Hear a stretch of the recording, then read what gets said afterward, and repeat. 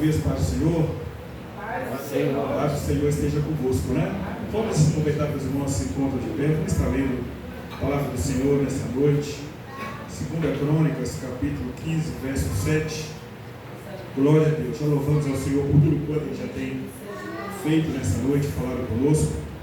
E em rápidas palavras, eu quero compartilhar também que Deus tem colocado no meu coração a igreja do Senhor. Glória a Deus. 2 Crônicas, capítulo 15, verso de número 7. Nós vamos estar lendo todos juntos. 1, 2, 3. Mas esforçai-vos e não desfaleças as vossas mãos, porque a vossa obra tem uma recompensa. Amém? Poder sentar? Que Deus abençoe os amados irmãos, nossos irmãos promotores de missões, né? Irmãos Zé Carlos, irmão Mira, à frente desse trabalho.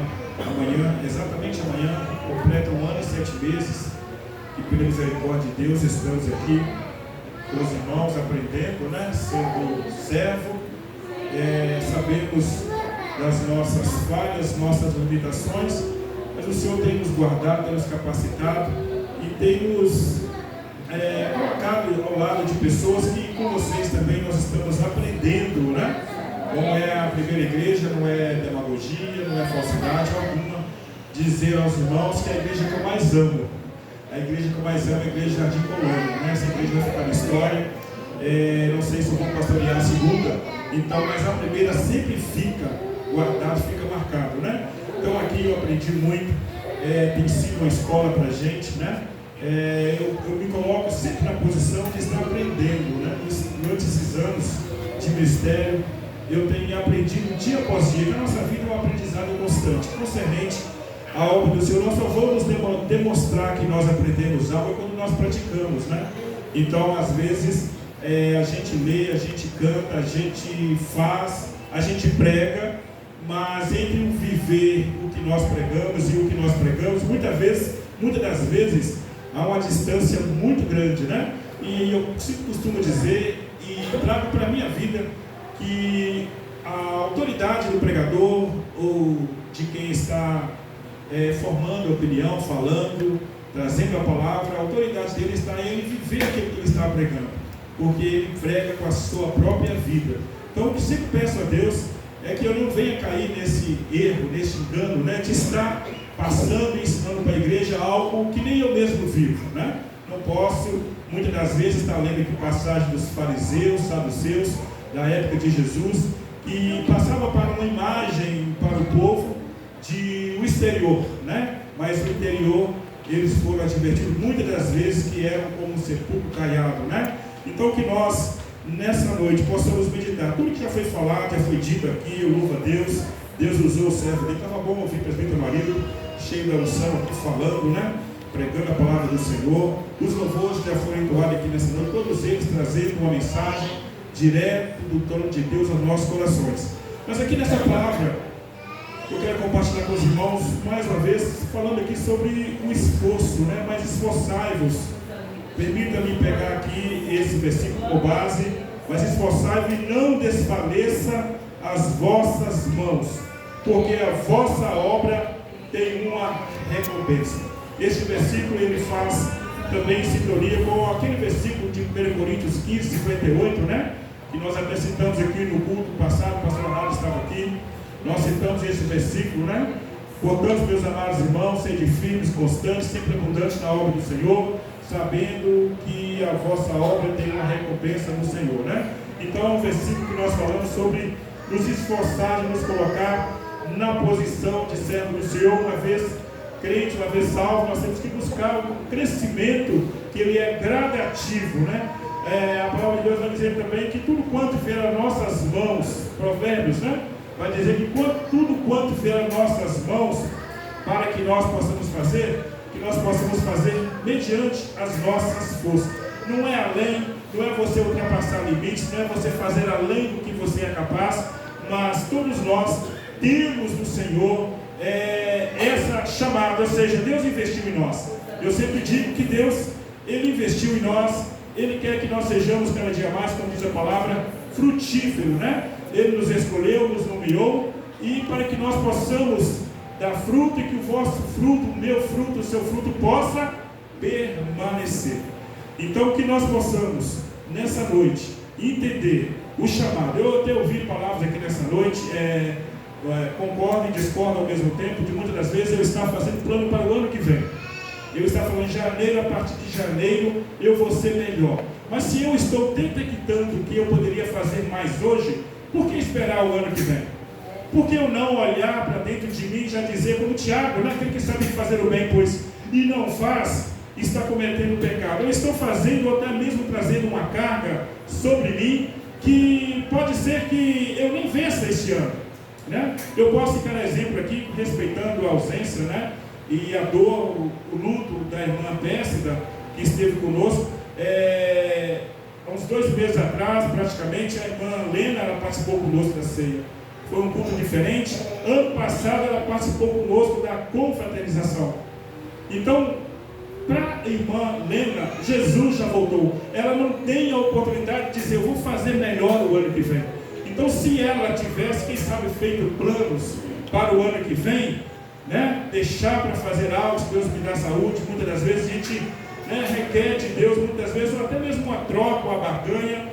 Não estou dizendo que é o caso dela, mas muitos de nós, às vezes nós falamos, Senhor, se o Senhor me dá saúde, se o Senhor me dá isso, se o Senhor, como se fosse uma troca, uma barganha, que nós nos colocamos diante do Senhor para que nós possamos fazer algo. Só que Deus, a Bíblia diz que Ele sonda, Ele conhece os nossos corações, Ele sabe a nossa estrutura, Ele sabe que somos bons, só que nós tentamos até mesmo enganar a Deus, com os nossos diálogos, as nossas promessas infundadas, muitas das vezes dizendo ser melhor, somente porque está chegando uma nova era, um novo ciclo, um novo ano está se iniciando. Eu vou olhar para trás e dizer, como eu disse, que amanhã vai completar 1 ano e 7 meses que nós estamos aqui.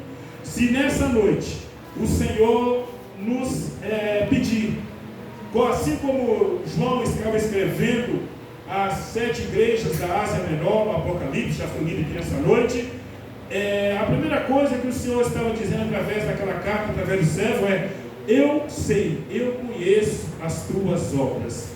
Se hoje Deus chegasse para mim e perguntar qual é a tua obra, nesse 1 ano e 7 meses, qual é o resultado? Qual foi o melhor momento espiritual que você viveu neste período? Qual foi o marco do teu ministério? Se você dizer hoje um resumo do que você fez nesse 1 ano e 7 meses, qual que é a desculpa que eu vou apresentar a Deus? Aqui nós vimos nessa palavra que a vossa obra, ela tem uma recompensa. Nós falamos aqui nessa noite, Apocalipse 22, o verso de número 21, está dizendo também sobre que é individual. 22 e o 12. O irmão José Castro leu essa passagem. Olha só, eis que cedo veio, e o meu galardão está comigo, a recompensa está comigo para dar a cada um segundo a sua obra. Mas esforçai-vos, não desfaleça as vossas mãos, porque a vossa obra tem uma recompensa. Só que a recompensa o Senhor vai nos dar naquele dia, galardão, pelo que nós fazemos. Então não dá o direito, muitas das vezes, de eu ficar pensando quanto tempo de crente eu tenho, que sirvo a Deus, e dizer assim, olha, no começo eu já fiz muito, fui novo convertido, uma chama que ardia no meu coração, eu fazia a obra do Senhor com vontade, era para evangelizar, eu evangelizava, era para consagrar minha vida, eu consagrava, jejumar, eu jejuava, e você está vivendo do passado. Você está dizendo agora, eu vou deixar para os irmãos que estão chegando, né? Mas no tempo de crente, ele não determina quem nós somos. O tempo de crente, eu sempre falo uma frase que muda muito quando nós falamos de forma diferente. Eu sou um crente velho. Crente velho é o tempo de crente. Agora, o crente velho para o velho crente, há uma diferença muito grande. Que o velho crente, ele vai ser crente todo dia, ele vai buscar, ele vai entender que a palavra de Deus se renova a cada dia, vai entender que é de fé em fé, que é de valor em valor, que a nossa vida, enquanto nós estivermos aqui, é uma luta constante, uma guerra constante. O crente, quando ele verdadeiramente ele está firmado no Senhor, ele não preocupa, ele não olha para os lados, ele não olha para pessoas, então somente está firmada a sua fé no Senhor Jesus, como diz em Hebreus, olhando para Jesus, autor e consumador da nossa fé. Hebreus 12 vai dizer: portanto, nós que estamos rodeados por uma tão grande nuvem de testemunhas, deixamos, já foi dito aqui, todo embaraço e o pecado que tão de perto nos rodeia, e corramos com paciência a carreira que nos está proposta. E o verso 2 vai dizer: olhando para Jesus, que é autor e consumador da nossa fé. Para quem eu estou olhando? Para quem você está olhando? Se nós estamos olhando para o lado, olhando para as pessoas, nós vamos nos embaraçar. E quem vai nos tornar a nossa trajetória pesada são os embaraços, são as coisas que nós carregamos, que nós não deveríamos estar carregando, porque a Bíblia diz que o fardo do Senhor, Jesus vai dizer, apresentando assim: vinde a mim, todos vós que estáis cansados, sobrecarregados, Mateus 11, 28, que eu vos aliviarei. Tomai sobre vós, é tomar sobre vós o meu jugo, e aprendei de mim, que sou manso e humilde de coração, e encontrareis descanso para as vossas almas, porque o meu jugo é suave e o meu fardo é leve. Então, aprendemos com o Senhor constantemente. Eu sou manso, sou humilde de coração. Você não vai encontrar uma matéria na escola, na faculdade ou onde quer que seja sobre humildade. Venha aprender a ser humilde comigo. A única forma de você aprender verdadeiramente, viver na prática essa humildade, não é nem batendo no seu peito, é deixar que as pessoas que estão à sua volta ver Cristo em você, dizer quem ele era antes, quem ele é hoje, porque aprendeu do Senhor ser manso e humilde de coração. Muitas das vezes nós vimos pessoas dizer: eu sou crente, mas não pode pisar no meu carro. Aonde está a mansidão? Aonde está o fruto do Espírito? Uma vez salvo, não é salvo para sempre. Uma vez que eu aceitei Jesus, agora eu tenho que buscar. Essa busca, ela é constante. O fruto do Espírito Santo, que é mansidão, longanimidade, é o domínio próprio, é o saber aonde falar. Que nós sabemos, a Bíblia diz que nós temos na nossa vida, nós temos, Eclesiastes 3, tempo para todas as coisas debaixo desta terra. Tempo de falar, tempo de calar. Que todo homem seja pronto para ouvir, mas para falar não é toda hora. Nós já ouvimos aqui nessa noite o louvor dizendo que uma única voz que não deve calar, que não pode calar, a voz de Deus em nossas vidas. Fala a Deus, fala a Deus. Deus fala conosco de diversas formas, mas nós queremos fazer o quê? Nós queremos escolher aquilo que Deus fala que é bem, que é bom, eu aceito. Mas se é uma palavra de repreensão, de correção, uma palavra que Deus requer de nós, que nós andamos, verdadeiramente, não olhando nem para um lado, mas nem para o outro, olhando para Jesus, nós renunciamos, nós deixamos, nós queremos apenas pegar aquele versículo, um livro, que eles estão falando da caixinha de promessas. Só tem versículos que falam de bênçãos, Nós estamos dispostos a tão somente receber um versículo que venha massagear o nosso ego e venha nos dizer palavras de bênção. Mas quando é uma correção, nós rejeitamos. Mas não é isso que Deus requer de nós.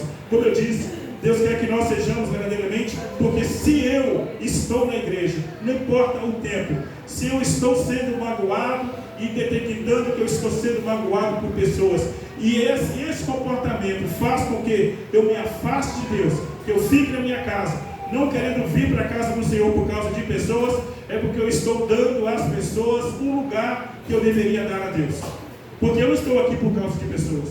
Primeiramente, eu tenho que colocar em minha mente que quem morreu por mim, na cruz do Calvário, vertendo a sua última gota de sangue, pagando um alto preço por mim, foi Jesus. Então eu não posso dar às pessoas, de maneira alguma, um lugar que deveria dar prioridade somente ao Senhor. Então, se você, como pessoa, está sentindo magoado por pessoas, eu posso dizer uma experiência própria. A pessoa me magoar, ela vai ter que esforçar além do limite dela. Vai ter que não jogar indiretas, vai ter que ser direto. Vai ter que esforçar muito, porque eu não me magoo fácil com pessoas. Eu já, minha vida, a experiência pessoal que eu tenho, como filho de pastor, filho de obreiro, uma coisa que jamais queria era estar na frente de uma obra, porque eu sei o peso que é. Mas eu não posso estar aqui e falar: Senhor, não, já falei não, paguei um preço muito alto. Mas eu entendo muito bem que pessoas, Deus vai até permitir que pessoas que estão do meu lado, às vezes a gente pensa, por que é o que está do meu lado, é que está na minha casa, é que está na minha igreja, é que vai me magoar? É exatamente, Deus até permite para provar a fé, para provar o que nós pregamos verdadeiramente. Agora, o irmãozinho pisar no meu carro, eu vou querer descer da cruz, eu vou querer maltratar o irmão, eu vou querer revidar com a mesma moeda. Mas não é isso que Deus requer de nós. Deus vai dar a cada um segundo as suas obras. Não é para nós revidar. O apóstolo Paulo diz, esquecendo-me das coisas que para trás ficam. Filipenses, capítulo 3, me parece que é o verso de número 13. Esquecendo-me das coisas que para trás ficam. E uma coisa fácil meus amados irmãos, o apóstolo Paulo dizendo, eu vou esquecer das coisas que para trás ficam. Às vezes, quando a gente lê esse versículo, a gente pensa que é coisa que está bem atrás, anos e anos. Mas não pode ser coisa que aconteceu na semana passada, está te magoando. É um passado que está te magoando. Esquecendo-me das coisas que para trás ficam. Alguém te magoou, você está triste, entristecido, não quer mais, dizendo não, o que Deus tem a ver? Mas está dizendo não para Deus, não vem para a casa do Senhor, por causa de pessoas. Esquecendo-me das coisas que para trás ficam, eu tenho que prosseguir para o alvo, para o prêmio da vossa vocação.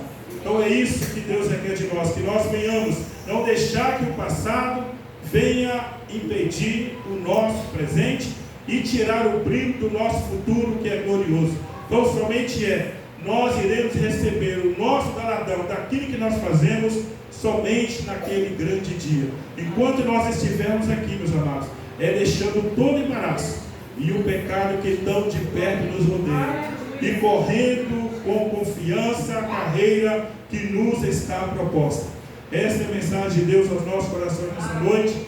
Eu compartilho com os irmãos que a maior tristeza de um pastor é ele olhar, porque primeiro a equipe de frente, ou seja, o corpo ministerial, corpo de obreiros, nós devemos estar falando e seguindo e cumprindo e na prática a mesma língua, porque é muito triste quando você vê que pessoas estão desanimadas, quando você vai conversar é por causa de pessoas, é por causa magoado com pessoas, por coisas que tão pequenas que muitas das vezes nós estamos negando o sacrifício que Jesus fez por nós na cruz do Calvário. Isso é muito ruim, mas que Deus possa nos dar graça, possamos entender, meus amados, que toda vez nós lemos lá em Efésios 6, a partir do versículo de número 10, fala da armadura do cristão, que quando a nossa luta não é contra a carne e contra o sangue, ou seja, a minha luta não é contra o meu irmão, mas sim contra os principados e contra as potestades. Podemos entender que o inimigo ele pode usar pessoas que estão do nosso lado para provar se verdadeiramente nós estamos firmados naquilo que nós estamos pregando. A palavra de Deus ela tem que se cumprir em nossas vidas. Amém? Então eu deixo para os irmãos essa palavra nessa noite, que essa reflexão seja um conselho para as nossas vidas, possamos perseverar firme, olhando para o Senhor, não deixar para fazer somente em janeiro que nós poderemos ou podemos fazer ainda hoje. Deus quer de nós. Eu tenho que ser mais crente hoje do que eu fui ontem. E já pensando, se Deus me permitir, o amanhã, eu preciso ser mais crente amanhã do que eu fui. Senão nada vai adiantar. A minha fé tem que ser uma fé gradativa, uma fé crescente, dia após dia, olhando sempre para Jesus, autor e consumador da nossa fé. Foi pregado aqui através do pastor Diomedes, que é primo do pastor Amarildo. Ele teve que na sexta pregou uma palavra falando exatamente sobre isso. Nós devemos olhar para o Senhor, olhar para Jesus. Eu fui cantado, não negociar a minha fé. A minha fé já tem um dono. A minha fé eu não vou negociar. Você foi louvado aqui nessa noite, né? Nós resistimos, nós somos resistência. Nós resistimos, nós não contaminamos as nossas vestes com as coisas deste mundo. Mas é preciso que nós provamos verdadeiramente quando essas coisas sobrevêm sobre nós. Nós devemos estar com a nossa fé firmada em Cristo e verdadeiramente mostrar que nós somos lavados, remidos, transformados, pecamos, mas reconhecemos onde nós erramos e recorremos ao Senhor, que é poderoso para nos perdoar. Amém? Que Deus abençoe e fique com essa palavra em nome do Senhor Jesus.